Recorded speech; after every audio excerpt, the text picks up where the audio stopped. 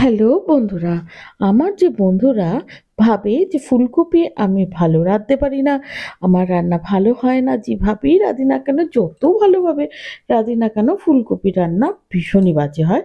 রেসিপিটা শুধুমাত্র তাদের জন্য। এখানে আমি একটা ফুলকপি নিয়েছি মাঝারি সাইজের। নিয়ে তেল গরম হয়ে গেলে তেলের মধ্যে দিয়ে দিয়েছি, তার মধ্যে দিলাম একটু নুন, একটু হলুদ দিয়ে ভালো করে এটাকে নাড়াচাড়া করে নেব। মানে হলুদটা নুনটা পুরো ফুলকপির গায়ে মাখিয়ে নেব। আচ্ছা, ফুলকপি কোটার সময় কিন্তু ফুলকপির মধ্যে অনেক পোকা থাকে, সেটা কিন্তু আপনারা খুব ভালো করে দেখে শুনে তারপরে কিন্তু কুটো তোমরা। তারপরে দিয়ে দিলাম একটু লঙ্কার গুঁড়ো, দিয়ে ভালো করে নাড়িয়ে চাড়িয়ে ঢাকা দিয়ে আমরা এটাকে ভাজবো। আচ্ছা, ভাজার সময় কিন্তু গ্যাসের ফ্লেমটা মিডিয়ামে রাখবেন, রেখে ভাজবেন। মিডিয়ামে না রাখলে ফুলকপিগুলো পুড়ে যেতে পারে, ভালো করে ভাজা নাও হতে পারে। আমি মাঝে মাঝে না মানে ঢাকা সরিয়ে বারে বারে নেড়ে দিয়েছি এপিট ওপিট করে, কারণ তাহলে সব দিকে ভালোভাবে ভাজা হয়ে যায়। দেখতেই পাচ্ছ বন্ধুরা যে এটা ভাজা হয়ে গেছে। আর আমি প্রথমে নিয়েছিলাম 3 বড় টেবিল চামচ তেল। সেই তেলেই পুরো রান্নাটা করব, আমার আর তেল দেওয়ার প্রয়োজন নেই। এবারে আমি ফুলকপিগুলো তুলে নিলাম। আর যারা ভাবে যে ফুলকপি রান্না করা মানে অনেক তেল খেতে হয়, সেরকম কিন্তু ব্যাপারটা কিন্তু সেরকম একদমই না। একবার একটু বেশি করে তেল দিয়ে দিলে আর কিন্তু তেল দেওয়ার প্রয়োজনই হয় না। তারপরে আমি এখানে 3টে আলু কেটে নিয়েছিলাম, সেটাকেও লাল লাল করে ভেজে নিলাম। আলুটা যখন ভেজে তোমরা তুলবে তখন দেখবে আলুর মানে উপরের পোর্শনটা একটু নরম হয়ে গেছে, সেই অবস্থায় তুলে নেবে তোমরা। আচ্ছা, আমি কড়াইতে দিয়ে দিলাম জিরে, আর আমি 3খানা মানে পেঁয়াজ খুব সুন্দর করে কুচিয়ে রেখেছিলাম, সেটা আমি দিয়ে দিলাম। দিয়ে ভালো করে নাড়াচাড়া করে কিছুক্ষণ ভেজে নেব। মানে পেঁয়াজটা তোমরা এতটাই ভাজবে যখন পেঁয়াজের যাতে কাঁচা ভাবটা চলে যায়। পেঁয়াজের কাঁচা ভাবটা থাকলে কিন্তু রান্নাটা একদম ভালো হবে না। বেশ খানিকক্ষণ মানে নাড়াচাড়া করে, ঢাকা দিয়ে নাড়াচাড়া করে কিছুক্ষণ উলটপালট করে দিয়েছি। দিয়ে পেঁয়াজ আমার ভাজা হয়ে গেছে। আমি একটা টমেটো ছোট ছোট করে কুচি করে রেখেছিলাম, সেটাও আমি ওর ভেতরে দিয়ে দিলাম। আর এই রান্নাটার একটাই মানে গুণ হচ্ছে, বা একটাই পদ্ধতি, যেটাই বলো তোমরা, মানে যত মশলা কষাবে, আর আমি যেরকম পদ্ধতিতে দেখাচ্ছি সেই পদ্ধতিতে যদি তোমরা মশলাটা কষাও, তাহলে দেখবে এর স্বাদ মানে ফুলকপি বাজারে শেষ হওয়ার আগে তোমরা অবশ্যই এই রেসিপিটা একবার করবে। মানে সারা শীতে ফুলকপি রান্নাতে সবাই যদি বলে যে ভালো হয়নি, ফুলকপির ভালো রাঁধতে পারো না তোমরা, তাদের সবার মুখ বন্ধ করে দিতে পারবে এই রেসিপিটা রান্না করে। আচ্ছা, আমি কিছুটা মটরশুঁটি ধুয়ে রেখেছিলাম, সেটা আমি দিয়ে দিলাম। এখন দিলাম কেন, টমেটোটাও সেদ্ধ হয়ে গেছে। আর এই পর্যায়ে মটরশুঁটি দিয়ে কিছুক্ষণ ভালো করে নাড়াচাড়া করে নেবে। দিয়ে দিলাম 1.5 চামচ রসুন পেস্ট আর 1 চামচ আদার পেস্ট। আচ্ছা, এখানে আদা রসুনটা একটু বেশি পড়বে, আদাটা একটু কম পড়বে। আর কড়াইশুঁটিটা তখন দেওয়ার কারণ হচ্ছে তাতে কড়াইশুঁটিটা সেদ্ধও হয়ে যায়, কাঁচা গন্ধটাও চলে যায়, আর কড়াইশুঁটিটা খেতে খুব সুন্দর হয়। বেশ কিছুক্ষণ নাড়াচাড়া করে কষিয়ে নেওয়ার পরে আমি দিয়ে দিলাম 1 চামচ জিরের গুঁড়ো আর 1 চামচ ধনের গুঁড়ো। বেশ চামচটা একটু উঁচু উঁচু করেই দেবে।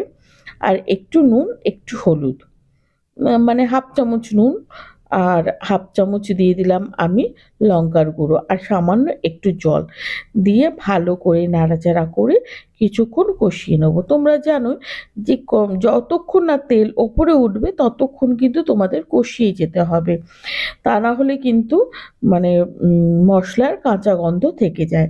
আর গুঁড়ো মশলা দেওয়ার পরে অবশ্যই একটু জল দিয়ে তোমরা কষাবে, তা না হলে কিন্তু মশলা পুড়ে যেতে পারে। আমি দেখতেই পাচ্ছ তোমরা, আমি অনেকক্ষণ ধরে কষাচ্ছি। এই কষানোটা মানে যত ভালো করে কষাবে রান্না তত সুন্দর হবে, মানে পুরো ফাটিয়ে দেবে, এত সুন্দর রান্না হয়। এবার কিছুক্ষণ ঢাকা দিয়ে রাখার পরে যে তেলটা উপর দিকে উঠে গেছে, আমি যে আলুগুলো ভেজে রেখেছিলাম সেগুলো এবার এর মধ্যে দিয়ে ভালো করে নাড়াচাড়া করে বেশ খানিকক্ষণ আমি এটা হতে দেবো। এইটা এই পর্যায়ে আলুটা দেওয়ার কারণ হচ্ছে, এই পর্যায়ে আলুটা দিলে আলুটা না মানে সেদ্ধটা যেমন সুন্দরভাবে হয়ে যায়, আর না মশলাগুলো আলুর ভেতরে ঢুকে যায়। মানে অনেক সময় দেখবে তোমরা রান্না করতে গেলে মানে আলুটা খেতে ভালো লাগে না, কিন্তু এইভাবে রান্না করলে আলুটাও খেতে খুব সুন্দর লাগবে। আমি এখানে আ মানে ৫ চামচ দই ফেটিয়ে রেখেছিলাম। সেটা আমি দিয়ে দিলাম। এই রান্নায় কিন্তু দইটা একটু বেশি পরিমাণে লাগবে। আর চেষ্টা করবে যাতে খুব টক দই না হয়। মানে খুব টক দই হলে কিন্তু ভালো লাগবে না খেতে। দইটা দিয়ে বেশ খানিকক্ষণ নাড়াচাড়া করে কিছুক্ষণ কষিয়ে নেব। আচ্ছা, দই যখন দিয়েছো, যারা মানে মিষ্টি খাও তরকারিতে, তারা অবশ্যই মিষ্টি দেবে। আর যারা একদমই খাও না, তারাও একটু ২-৪ দানা দিতে পারো, কারণ দইয়ের ব্যালেন্সটা তাহলে খুব সুন্দর হয়।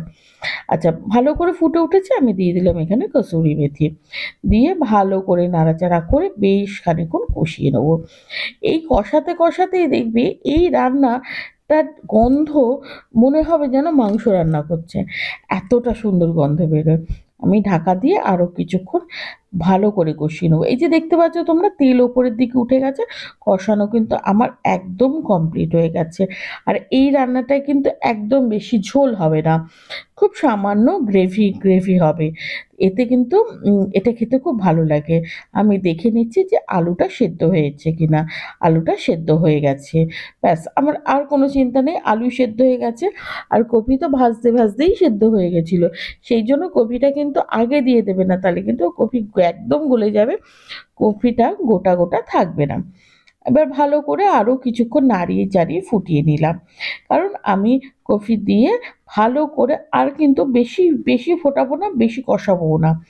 এবারে এই যে বাঁধা মানে ফুলকপিগুলো কেটে রেখেছিলাম, কেটে যে ভাজা ফুলকপিগুলো সেগুলো আমি দিয়ে দিলাম। দিয়ে ভালো করে নাড়াচাড়া একবার করে নিচ্ছি, তাহলে কি মশলা আর ফুলকপি একটু ভালো করে মাখিয়ে নিচ্ছি। এই মাখানোটার সময় কিন্তু খুব ধৈর্য ধরে আস্তে আস্তে ভালো করে মাখিয়ে নেবে, কারণ এরপরে কিন্তু একদম সময় লাগবে না রান্নাটা শেষ হতে।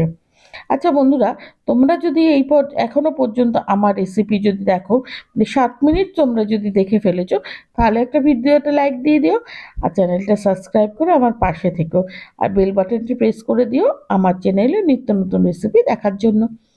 এই যে আমার কষানোটা হয়ে গেছে, দেখতেই পাচ্ছ যে একদম ঝোল কিচ্ছু নেই, সেই জন্য আমি হাফ বাটি জল দিয়ে দিলাম। মানে আমি যে বাটি মেপে, তোমরা যে কোনো বাটি নিতে পারো, মানে মাঝারি সাইজের বাটি, হাফ বাটি জল দেবে। দিয়ে কারণ সব সেদ্ধ, মশলা কষানো সব রেডি, শুধু একবার ফুটে গেলেই নামিয়ে দেবো।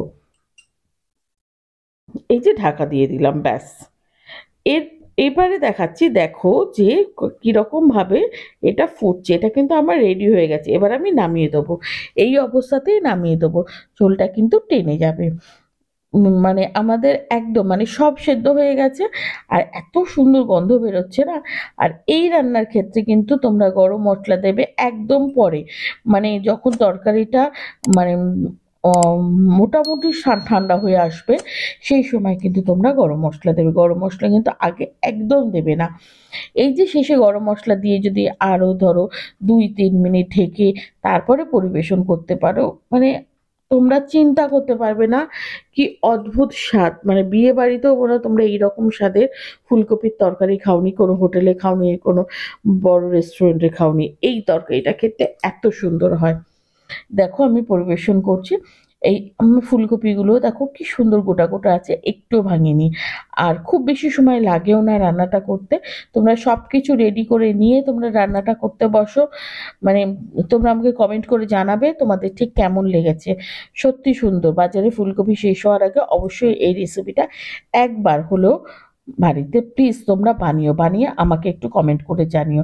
আর বন্ধু বান্ধব আত্মীয় স্বজনদের মধ্যে শেয়ার করো এত সুন্দর একটা ফুলকপি রেসিপি, তারাও যেন বাড়িতে বানাতে পারে।